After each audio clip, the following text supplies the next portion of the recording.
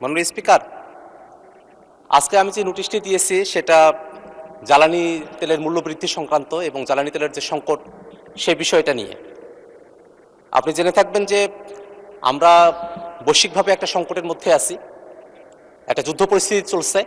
তার প্রেক্ষিতে বাংলাদেশে একটা জ্বালানি সংকটের মতো একটা পরিস্থিতি তৈরি হয়েছে।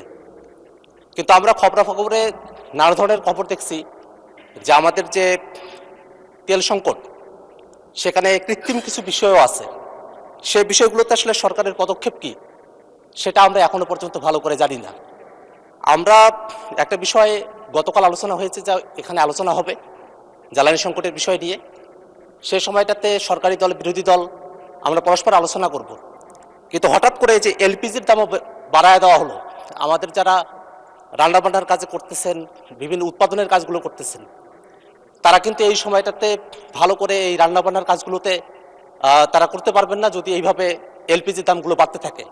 এই কারণে আমরা সরকারের কাছে এই বিষয়টাতে আহ্বান জানিয়েছি, যাতে করে যে দামটা বৃদ্ধি করা হয়েছে সেটা যেহেতু মাত্রাতিরিক্ত, এই মাত্রাতিরিক্ত দামটাকে কমায় নিয়ে আসে, যাতে একটা সহনীয় পর্যায়ে এটাকে নিয়ে আসা হয়। যেভাবে ওভারনাইট তেলের দাম বাড়িয়ে দেওয়া হলো, জ্বালানির দাম বাড়িয়ে দেওয়া হলো, এটা জনজীবনে যে একটা নেতিবাচক প্রভাব পড়েছে, সেই নেতিবাচক প্রভাব থেকে বেরিয়ে আসার জন্য আমরা সরকারের কাছে আহ্বান জানাবো।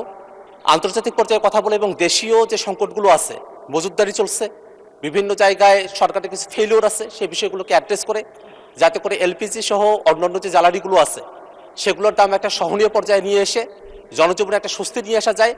সরকার বলছিল যে তারা দাম বাড়াবে না, কিন্তু তারা দাম বাড়াতে বাধ্য হয়েছে, বা যে পরিস্থিতিতে তারা দাম পেয়েছে এত দাম বাড়ানো উচিত হয়নি। আমরা মনে করি যে দাম কমিয়ে নিয়ে এসে জনজীবনে একটা স্বস্তি নিয়ে আসতে হবে।